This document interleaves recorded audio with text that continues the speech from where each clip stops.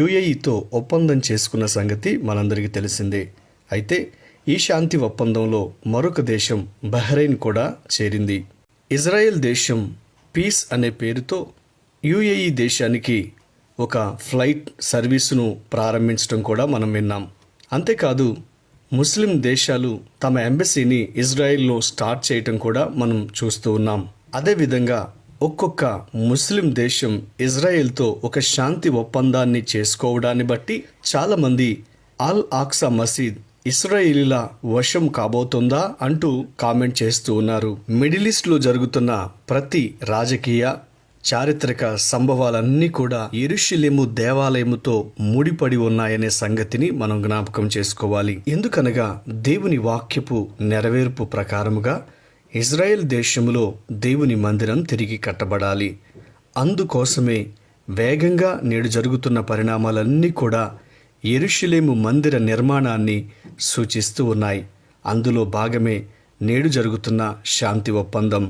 ఈ శాంతి ఒప్పందంలో ఒక్కొక్కటిగా మిడిల్ ఈస్ట్లో ఉన్న ముస్లిం దేశాలన్నీ చేరుతూ ఉన్నాయి. ఈ పీస్ డీల్కి సంబంధించి ఇజ్రాయెల్ ఒక కాయిన్ని రిలీజ్ చేసింది. దాన్నే అబ్రహాం అకార్డ్ అని పిలుస్తున్నారు. అనగా అబ్రహాం యొక్క ఒప్పందం.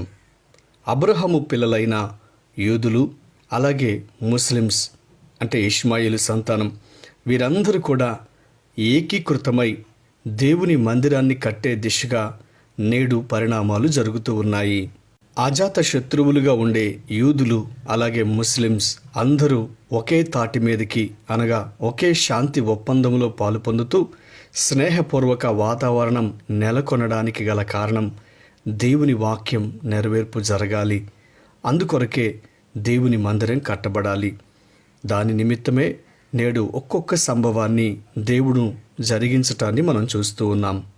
అందుకే ఈ శాంతి ఒప్పందానికి గుర్తుగా వారు రిలీజ్ చేసిన ఆ కాయిన్లో అబ్రహాం అకార్డ్ అనే పేరు మనం స్పష్టంగా చూస్తున్నాం. అంటే అబ్రహాము సంతానం యొక్క ఒప్పందం అని అర్థం. ఆ కాయిన్లో ఉన్న గుర్తులను బట్టి కొందరు వివిధ రకాలైన వ్యాఖ్యానాలను చేస్తూ ఉన్నారు. ఆ కాయిన్ని గమనిస్తే ఖడ్గము యొక్క ఆకారము, అదేవిధంగా అది ఒక ట్రంపెట్ యొక్క ఆకారాన్ని కూడా సూచిస్తూ ఉన్నాయి. ఆ ఖడ్గము లేక ట్రంపెట్ యొక్క ఆకారంలో వివిధ రకాలైన గుర్తులను వారు ఇనుమడింపచేశారు.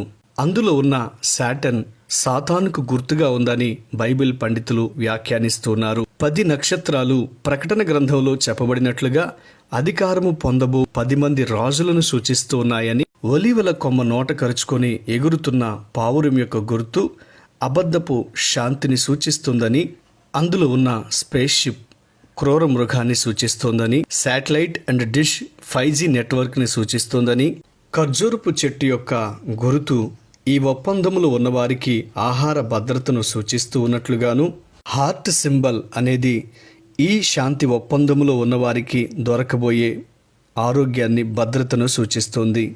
వ్యాక్సిన్ మరియు సిరెంజ్ యొక్క గుర్తు రాబోతున్న తెగుళ్లను గురించి సూచిస్తున్నట్లుగాను, 7 చక్రాలు క్రూర మృగం యొక్క 7 తలలను సూచిస్తున్నట్లుగాను, ట్రయాంగిల్లో ఉన్న షేరింగ్ గుర్తు ఏకత్వాన్ని ఒకే మతాన్ని సూచిస్తున్నట్లుగా గమనించవచ్చు. ఆ కంప్యూటర్ కోడింగ్ ఆర్టిఫిషియల్ ఇంటెలిజెంట్ను సూచిస్తున్నట్లుగాను, అలాగే చిప్ ఆకారంలో ఉన్న ఆ గుర్తు ట్రాకింగ్ సిస్టమ్ను సూచిస్తున్నట్లుగా వారు భావిస్తున్నారు. అంతేకాదు ఈ కాయిన్లో 2 దేశాల జెండాలను పెట్టడం చూస్తూ ఉన్నాం. అందులో ఒకటి ఇజ్రాయెల్ దేశం కాగా రెండవది యుఏఈ యొక్క నేషనల్ ఫ్లాగ్. ఆ ఫ్లాగ్లో 4 రంగులు ప్రకటన గ్రంథంలో చెప్పబడిన 4 అశ్వికులను సూచిస్తూ ఉన్నట్లుగా మనం చూస్తున్నాం. మొదటి గుర్రము తెల్లని గుర్రము, రెండవ గుర్రం ఎర్రని గుర్రం, మూడవ గుర్రం నల్లని గుర్రం, 4వ గుర్రం పాండుర వర్ణం అనగా గ్రీన్ కలర్, ఆ యొక్క పాండుర వర్ణపు గుర్రం. ఈ 4 రంగులు 4 అశ్వికులను సూచిస్తున్నట్లుగా బైబిల్ పండితులు అభిప్రాయపడుతున్నారు. ఎందుకనగా యెరూషలేము విడుదల చేసిన ఈ కాయిన్లో ప్రతి గుర్తు కూడా ఒక అర్థాన్ని కలిగి ఉంటుంది. అనాలోచితంగా వారు దేనిని ఆ కాయిన్లో పెట్టరు. కాబట్టి ఇందులో మనం గమనిస్తే ఇవన్నీ కూడా రాబోతున్న ప్రకటన గ్రంథములో జరగబోతున్న సంభవాలన్నిటినీ సూచిస్తున్నట్లుగా వారు అభిప్రాయపడుతూ ఉన్నారు.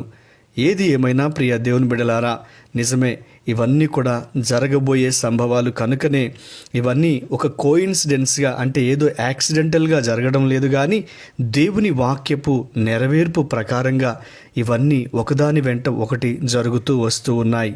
ఈ కాయిన్లో మీరు శాంతి వైపుకు తిరిగిన ఎడల శాంతి మీ వైపుకు తిరుగుతుంది అనే కొటేషన్ కూడా మనం చూస్తూ ఉంటాం.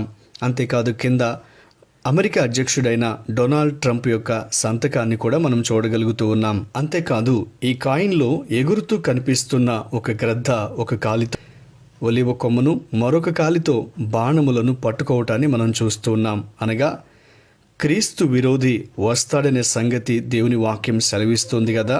అతడు గ్రద్ద వంటి క్రూర స్వభావము గలవాడై మొదట ఈ ఒలీవ కొమ్మ శాంతికి సూచనగాను, ఆ తర్వాత బాణములు హింసకు సూచనగాను కనిపిస్తూ ఉన్నాయి. అంటే మొదట శాంతిగా మొదలుపెట్టి ఆ తర్వాత క్రూరంగా ప్రజలను హింసిస్తాడని ఈ కాయిన్ సెలవిస్తోంది.